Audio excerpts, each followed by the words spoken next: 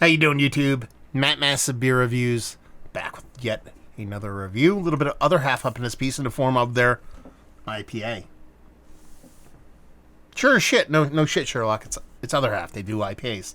What IPA is it? No, it's other half IPA. OG status. I got this in a box from my boy Kyle from Brooklyn. He sent it off, and I'm like, unboxing. I'm like, this is one of like an old. I'm like, at first I was like, is it a new beer? They're just trying to be ironic. I'm like, no. I'm like, this is like one of the oldest beers I make, I think, and he confirmed that. And I looked it up. I actually did a little bit of research. And there's no date on this can. I wonder, is this actually the one from back in the day? Who knows? I doubt it. But yeah, this is like OG status. Like, I looked it up just before I did this review. And I had to go to Rate Beer because Beer Advocate makes you sign in to sort and shit, and I didn't want to bother that. So I went to Rate Beer, and I sorted by the oldest beer, and it's the second oldest beer they have listed on there.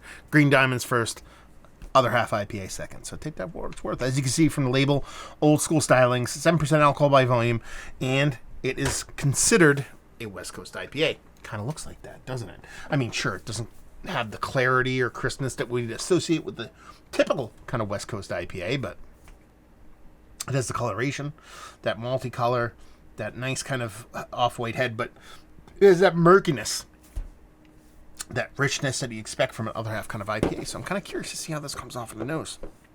Yeah. If somebody looks at that nowadays and looks at this beer, cracks it up, and they go, oxidized. But it could be on purpose. See what the nose has.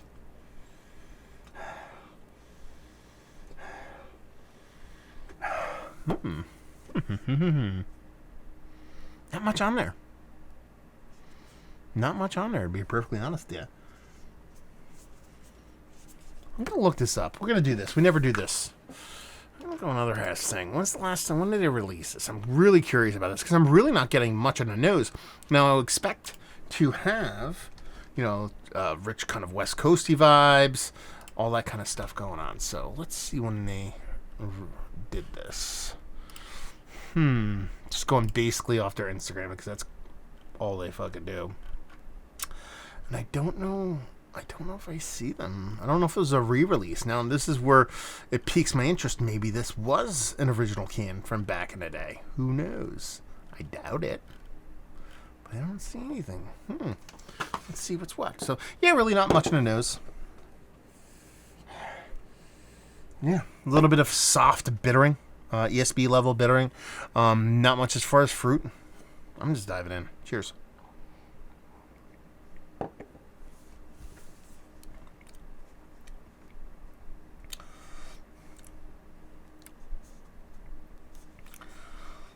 I'm really curious as if this is an original can because it kind of tastes like that, to be perfectly honest with you.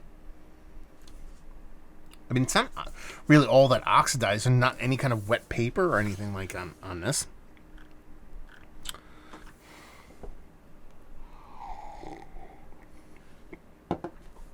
Let's stop looking at this stuff and just talk about the beer.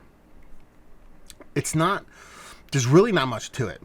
So there's this bittering. There's this cascadey level kind of bittering to it that has this little bit of pine tree notes, but it's mostly kind of turned into like an herbal tea kind of thing. There's a softness to it, this richness to it, that kind of borderlines almost on like Doppelbock kind of mouthfeel. But it's an IPA, it's not overly sweet, not even close. So it's kind of finished like a West Coast IPA.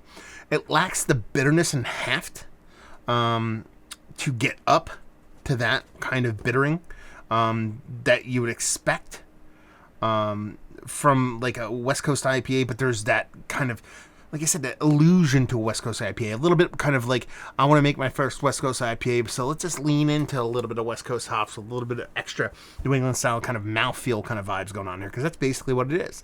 You're getting that rich, soft, kind of oat-laden, kind of nice, delicate, if anything, kind of mouthfeel with the soft, not overly aggressive, but still a little prickly, kind of West Coast cascadey, a little bit of bittering, a little bit of pine leaves, a little bit of pine trees, but in a kind of ghosts of hops past kind of down kind of state, to where it comes off not like aggressive in any stretch of the imagination.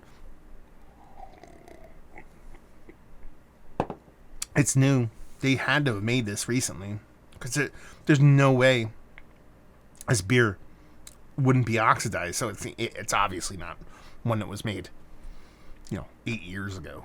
But I could see this being like a 1-year-old can if it was kept really well.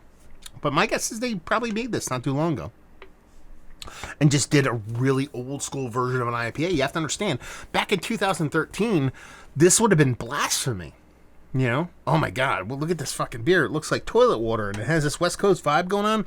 These soft, kind of like subtle citrus notes on the other end, but it's not getting totally aggressive, but the mouth feels really nice. It's kind of something that would exist back then. And kudos to Other Half if that's what they did here. If they went back and made their recipe, and kept it like 100% legit. Like I don't know if they went back and brewed it in their own system or whatever and tried to make it like the beer that they originally made back in the day. And I'm taking a little bit of a risk here. I don't know if this is like a super old can. I can't be. I'm trying to talk myself into this being an old can for no other reason, for nostalgic and weirdo purposes, but it can't be.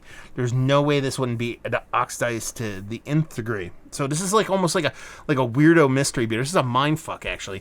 This is a new Massive Beers exclusive. We're gonna do a new series called the Mind Fuck Beer, where people take beers with labels you can't tell how old the beer is from breweries that have been making beer for a decent amount of time, and they rub all the dates off of them and I drink them, and I try to figure out if the beer's old or if it's new or something like that. I should be able to. You figure after all these years. So good God,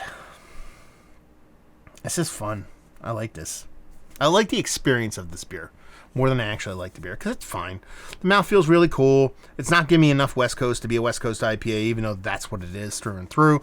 It's not giving me any kind of new school kind of hopping or anything like that to bring it back to the New England or East Coastiness. It just comes off as a really pleasant mouthfeel with this fun, like, kind of tintillating little subtle jabs at West Coast in a beer that really just kind of makes me remember beer from 10 years ago or something like that. At least the emergence of the New England new school hazy IPA. I shouldn't say New England, I should say hazy IPA. But yeah, fun nonetheless. So yeah, let's talk about it. Is this one of the better hazy IPAs I've had as of late? No. Is it one of the more funner ones? Yes. Because it just makes me remember old shit. And that's kind of fun. Value and availability? No idea. Kyle, let me know it's what. I'll leave you with, if you like what we like this beer. If you like living in the present, but like visiting the past, you'll like this. So there you go. Another review in the books. Hopefully you guys enjoyed it. Down there if you want to talk about it. Massive Beers if you want to check me out doing the social media stuff. Beer Massif. If you want to check me out doing the whole podcasting thing. Hopefully you guys enjoyed the review. Hopefully you're enjoying a little bit of OG Other Half right now. Hopefully see you next time. Cheers.